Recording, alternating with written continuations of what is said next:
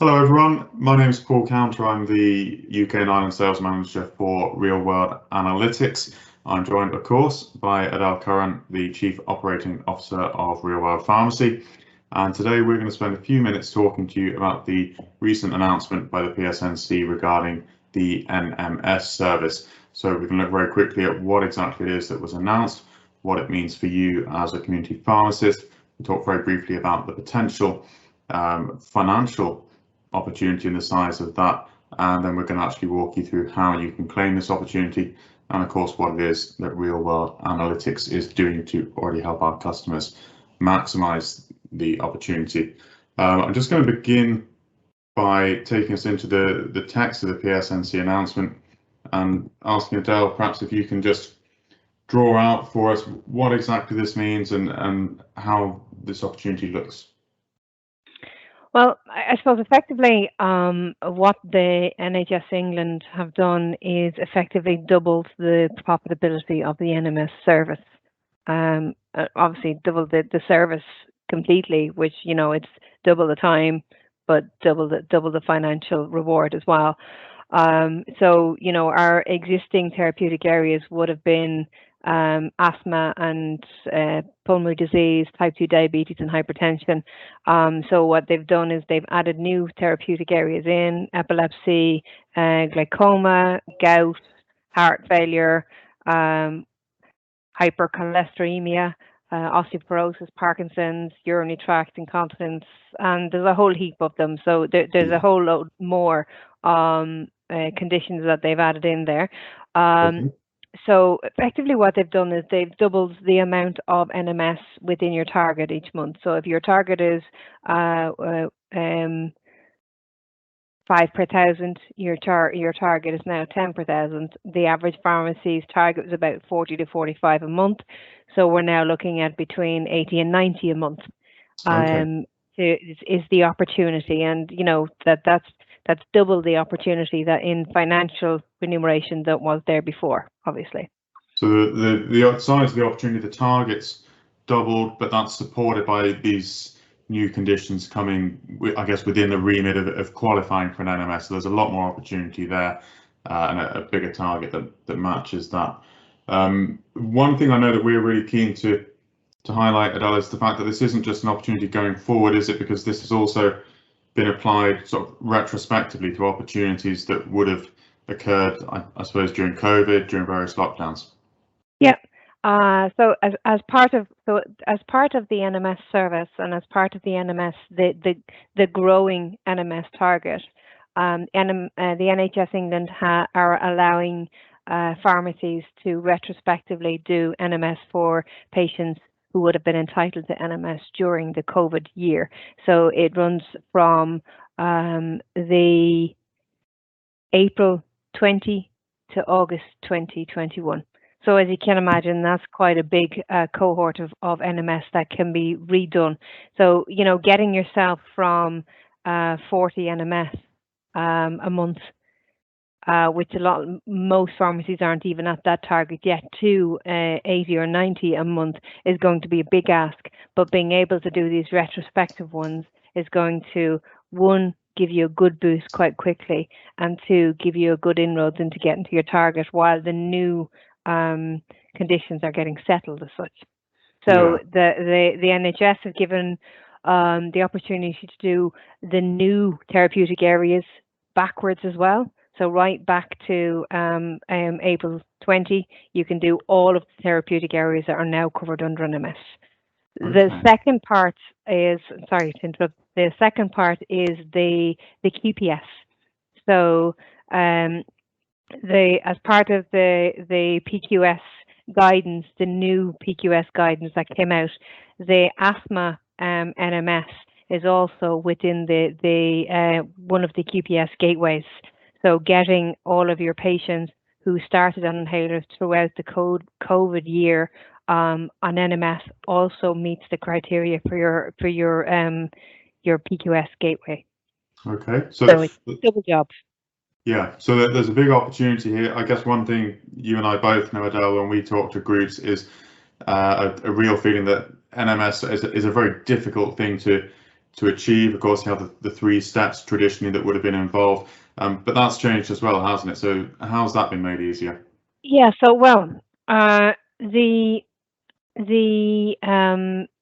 within the new criteria for all the NMS going forward, you don't have to have a patient signature. You just have to have approval from the patient and to update their record, their summary care record or their pharmacy record, and that you've had the permission for them. The other is the historical NMS. Basically, with they're allowing you to do all of the NMS stages within one. Okay. So because the patient may now have been on the medicine for 6 months or a year, the engagement with the patient, how are you getting on, blah, blah, blah, then the intervention and the follow-up can be done in one step. So, and then they basically put a little caveat at the end that says basically you can do all 3 steps in one go. So Okay. not only do you not need the patient's written consent, you can call the patient up, do the 3 steps of the NMS in one phone call, and get the approval from the patient over the phone. So it makes it a hell of a lot easier to do the retrospect NMS, which is great. I think that this kind of follows the direction of travel anyway, regarding the NHS sort of pushing community pharmacy more towards a services-led model, I suppose. But I suppose, as we all know, community pharmacists are very, very busy. They've got a lot of conflicting priorities trying to work on it. I suppose one of the first things they'll think is that this all sounds great, but is there really that much of an opportunity there? But I mean, we've done some of the calculations, and I know that you think there really is quite a sizable opportunity for it. There is. So sorry, just one thing I probably should have said a minute ago was that the asthma NMS PQS, a lot of those are related to inhaler technique. So those ones will probably need to be done face to face, where the other ones, the other catch-up ones, most likely will not need to be done face to face. It's hard to do a inhaler technique with somebody when they're not standing in front of you. So the guidance is that, you know, you will probably need to do those ones face to face, but all of the rest of them you can do over the phone. Okay. And then in terms of your potential, like when we looked back from our customers' data from April 21 to from April 20 to August 21, we saw an average of between 400 and 600 potential NMSs per branch. So, you know, if you're looking at even say 400, that's over 12-month periods, 14 grand, is that right? Okay. I might just need to check my math there, but 28 times 400, is that right? Yeah, something around that anyway. It's a fairly good amount. I guess for people watching this, everyone can either knows or can very easily find out what their NMS target was for last year, and really the size of the opportunity here is as simple as just seeing what didn't they achieve at the time, what's still outstanding, because potentially all of those targets can now be hit. Yeah, well, I mean, you still have the same feedback coming back from the pharmacy saying that, you know, we actually can't do the NMS because one, either the NMS is not really a real NMS or the patients just aren't there to do it. So, you know, previously we had a look at the percentage of items that were available for NMS on the old criteria. So on the old criteria, the NMS items was anything between 8 to 10% of your items were entitled to NMS on them. That's more hitting the, you know, 60, 65% now with these new conditions, with almost all, you know, long-term conditions are now within the NMS range. So, you know, 60 to 70% of your items will now be entitled to NMS. And being able to streamline it, that, you know, there's not a big form to fill in anymore, and they don't need a smart card to continuously sign in and out for it, makes things a little bit easier. So look, there is still a mountain to climb here, and I don't doubt it that there's a hell of a lot of short staffing going on in a community pharmacy in England, but there is real monetary opportunity here, and it is really moving the community pharmacy to service led.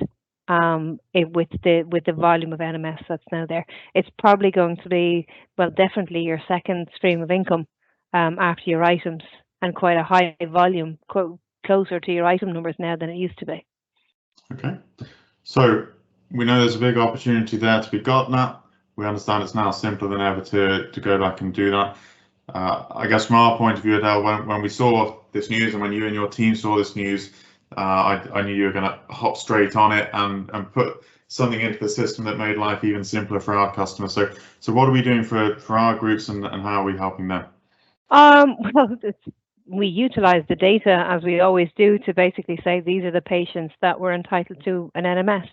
So we kind of streamlined it a bit because there was quite a volume of it. So first thing we did is we cut the filter down so that we're looking only for the QPS asthma ones first, because they're a shorter window. They have to be done by January 2022 in order to get the QPS gateway. So we've given them those first. So those are available via either an automated report straight out to branches, which Sam will sort out for anybody who wants them, who hasn't got them yet, or you can go into the system and download them yourself. The plan then is the second round for the rest of the catch-up NMS, we just remove the asthma BNF filter and then send out the rest of them. So we are waiting on the PMRs to catch up with us. So although the new conditions are available on the PMRs, some of them, the catch-up NMS aren't available. The functionality isn't there within the PMR to do them. So these need to be done manually, or if you do all the asthma ones first, the PMR have said to us that they should have their systems up to date by, December, early January at the absolute latest. So you have between January and March to do the balance of the catch-up ones. Or you can, if you have the people power, do it manually. There's plenty of money there. Okay. For our average group, our average size group, there's over 100 grand in addition on top of what they had already. Right. Thanks very much for explaining all of that to us, Adele. Well, thanks very much for your time and attention. Also, I hope that's been helpful. If you are interested in finding out more, obviously, if you're an existing customer, please do get in touch with your customer success manager. If you're not currently working with us, but you'd be interested in finding out more about how we can help you with this and with other opportunities as and when they arise, please do get in touch with us. Our website is www.realworldanalytics.com, or you can get in touch with me directly. I'm at paul.counter@realworldanalytics.com, and we look forward to speaking to you.